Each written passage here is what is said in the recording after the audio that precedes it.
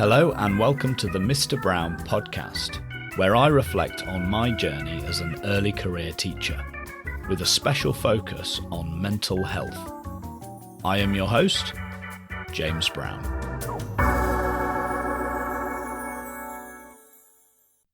Salutations. I wanted to start this episode of the podcast with an epilogue to the last episode.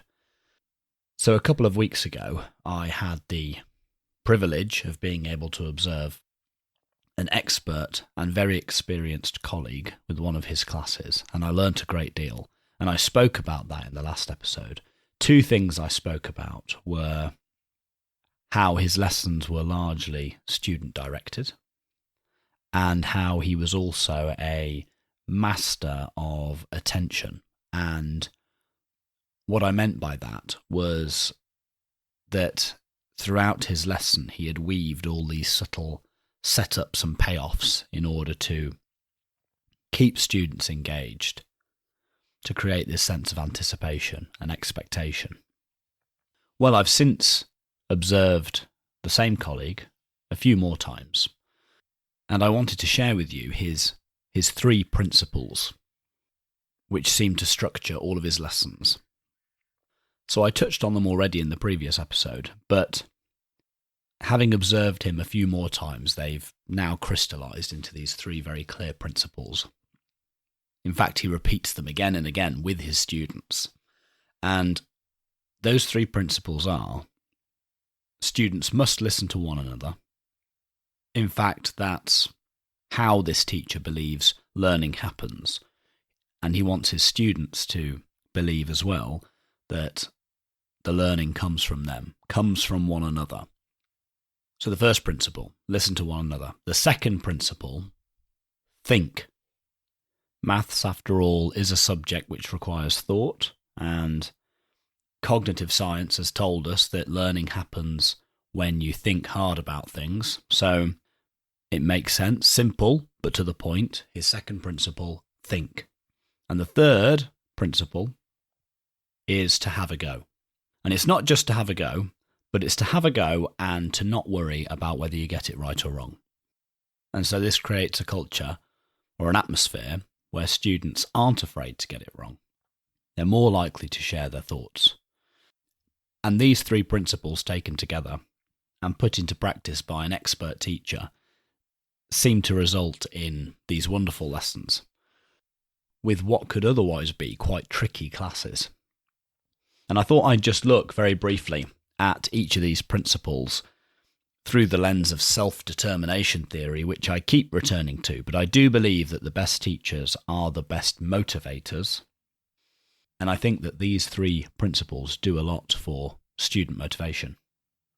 So again, according to self-determination theory, if we are to be well motivated, then we need to feel autonomous, we need to feel competent, and we need to feel a sense of belonging. So the first principle, what was it again? It was listen to one another. This expert teacher again and again encourages students to listen to one another. And in fact, the only time I've seen him issue consequences, so that's a sanction, is when a student has given a great explanation and he turns to another student and asks them to reiterate it, and they aren't able to because they haven't been listening.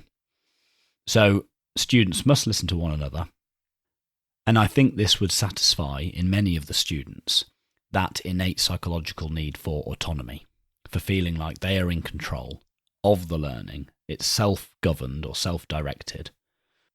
It makes them feel like they're in charge. And something else that comes through again and again with this teacher is the language of choices. It's all about making positive choices. Something I spoke about last episode was that he doesn't have seating plans. He trusts students to make a positive choice about where they sit. They must choose to sit with people who they believe they're going to work best with. And if they get it wrong, they have to move. But the decision to begin with is theirs. And that autonomy is built into that first principle. Listen to one another. You guys are leading the learning, the knowledge is coming from you. Listen. Now, in addition to making students feel autonomous, I think that first principle also creates a sense of belonging. They're doing it together. Learning is a collaborative effort. The teacher is only a guide at most. The students are in it together. They're constructing the knowledge, or discovering the knowledge, perhaps, is a better way to put it. But it's a joint endeavour. Now, on to the second principle. Think. We said a moment ago that maths requires thought, and learning happens when you think hard. So if students are encouraged to think, then they're likely to become better mathematicians. So that's going to make them feel more competent. So that's that second aspect of motivation, that students need to feel competent if they're going to be motivated to learn.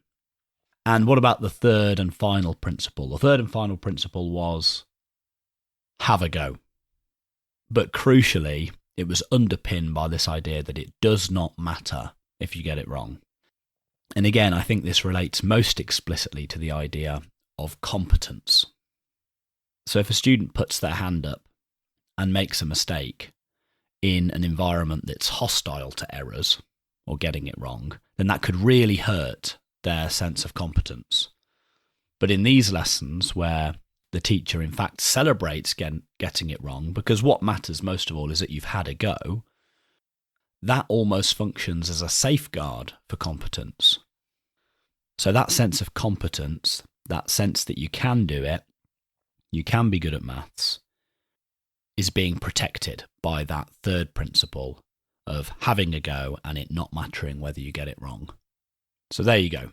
A brief epilogue to the last episode. I wanted to share those three principles with you. Three principles from an expert teacher. And in my experience, these expert teachers do intuitively satisfy all of these innate psychological needs in students. Needs for autonomy, competence and belonging, so that the students are properly motivated. And I think that's part of their power or magic as brilliant teachers. Okay, the second thing I'd like to discuss today is toilets. Now, the toilets in my school haven't been nice for a while. Students have complained about the toilets, and at last we've managed to get some money in order to renovate pretty much all the toilets across the entire school. It's a very big project, but we're very happy to be able to give students the facilities they deserve.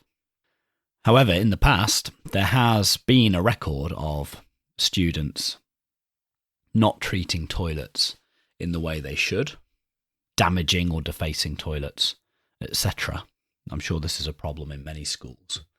And so a question that's been asked recently at my school and been discussed at some length is, once the new all singing, all dancing toilets have been installed, how do we ensure that students will take good care of them?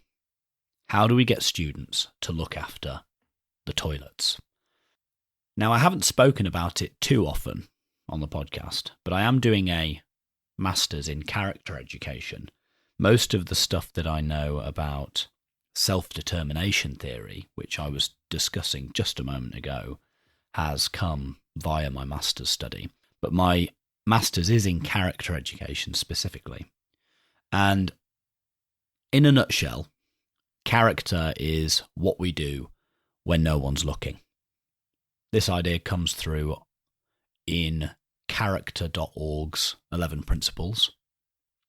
It also comes through in Berkowitz's primed model of character education, and also the Jubilee Centre's neo-Aristotelian model of moral development. So this idea that character is what we do when no one's looking is at least implied in lots of different models or frameworks of character education.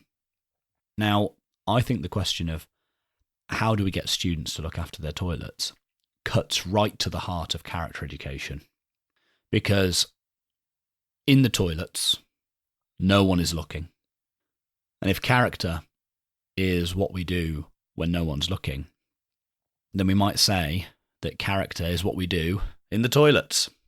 So I think that this question of how how we get students to look after their facilities, and in particular their toilets, the whole of character education can be brought to bear on this question. Now, I thought I would recount the recent history of character education over the past 2 or 3 years at my school, although I should first say what character education generally is about. So it's about encouraging young people to develop character strengths, which are often called virtues. So any educational activities aimed at encouraging young people to develop these virtues would qualify as character education. Now, at my school, when I first arrived, we had the Pride virtues. That's an acronym for proactive, inquisitive, no, I've missed one. Proactive, responsible, inquisitive, determined, and engaged.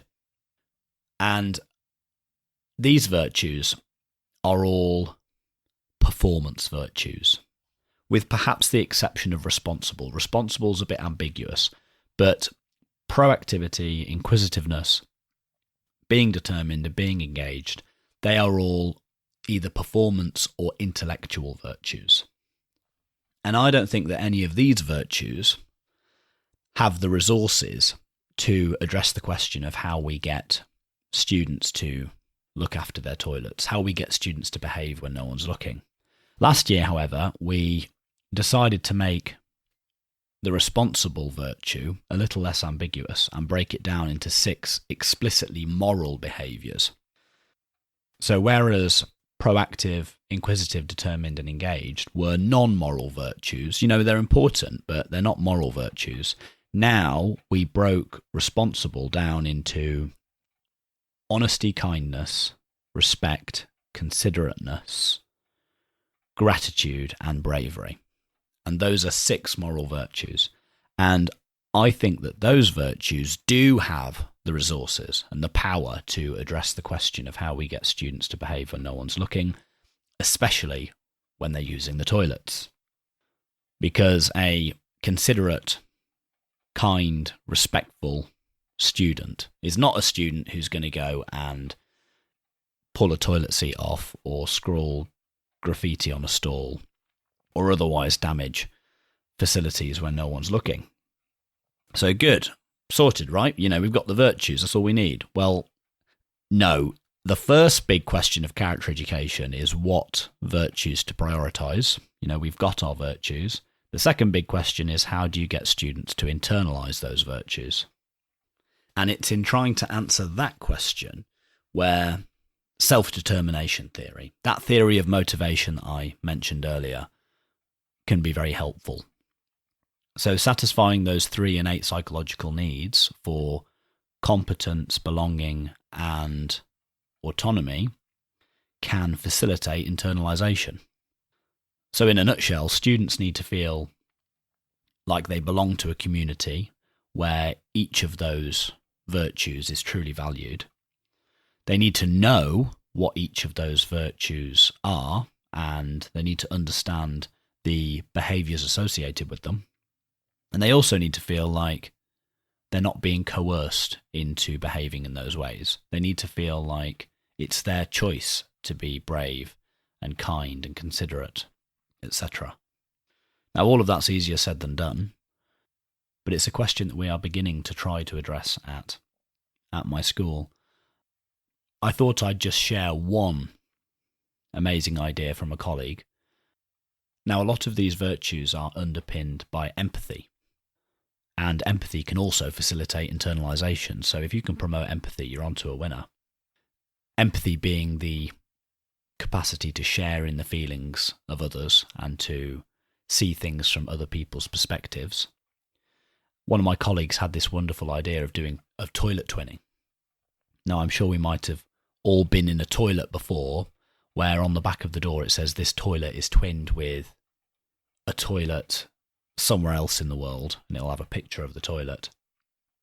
My colleague thought it would be a good idea, and I wholeheartedly agree, to twin our toilets, our new lovely toilets, with toilets in other parts of the world which aren't as lovely, to encourage students to see things from another perspective and to internalize the virtue of gratitude. So if we have a toilet that's twinned with another toilet somewhere in sub-Saharan Africa, which is little more than a bucket on the ground, then this could encourage students to be grateful for what they have. It could encourage empathy and hopefully encourage them to look after their toilets. That was just one strategy, but I thought it was a lovely one. Another idea that we've had is to have responsible behaviour ambassadors, students who are responsible for championing our 6 moral virtues across the school, and to have a responsible behaviours ambassadors council once every half term. So I'll let you know how these go. I'll let you know how these initiatives go. But it's a good question. The question of how we get students to behave in the toilets when no one's looking not only cuts to the heart of character education, but perhaps to any values-based or moral education. And it's probably a question with which most schools grapple in one way or another.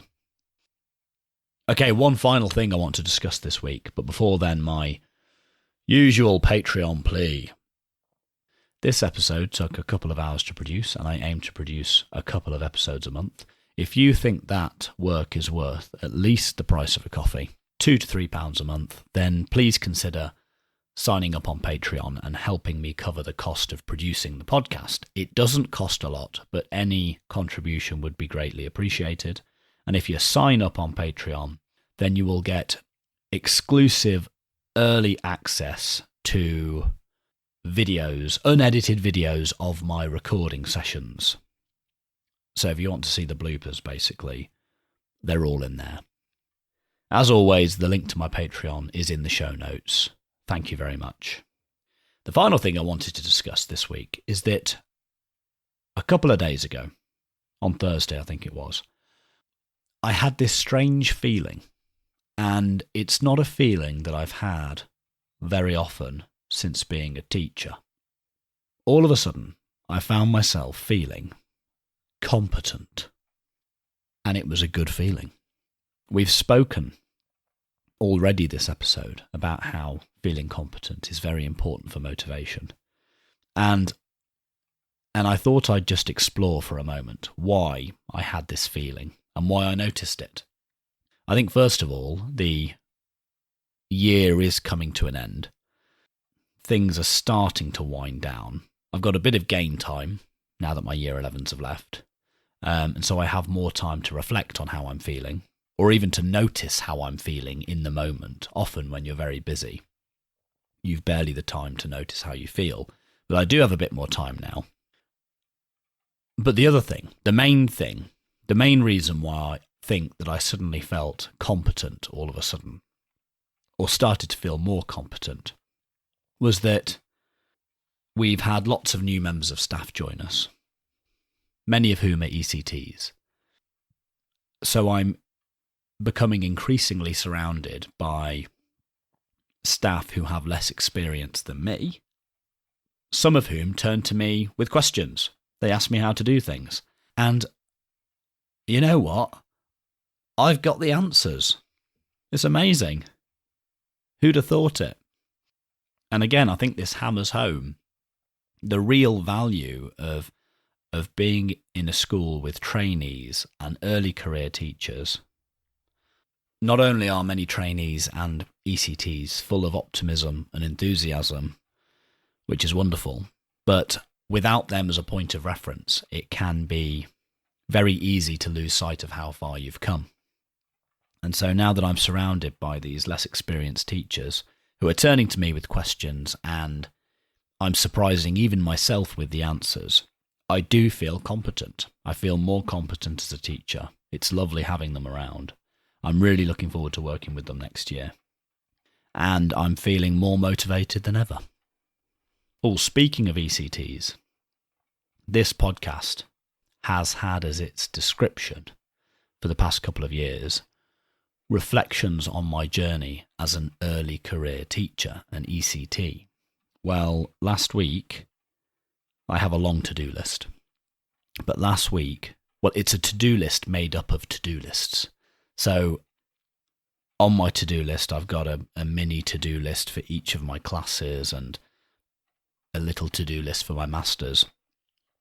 Up until last week, I also had on there a mini to-do list for my ECT work. However, yesterday, Friday, I deleted it. I am coming to the end of my time as an early career teacher. It's flown by. I'll do a full breakdown if not the next episode, the one after that. I say a breakdown. I'll do a more thorough reflection on how I feel at the end of my ECT in a couple of episodes' time. And I'll have to update the description of the podcast. Make it a bit more general. But until then, I hope you enjoy the end of the academic year, and we will talk again soon. If you enjoyed this episode, please spread the word in person and on social media. You can follow me on Twitter @MrBrownPod or email mrbrownpod@gmail.com. Please subscribe, rate and review in your directory of choice. Please also consider becoming a patron at patreon.com/MrBrownPod and helping me cover the cost of producing the podcast. Thank you, and talk again soon.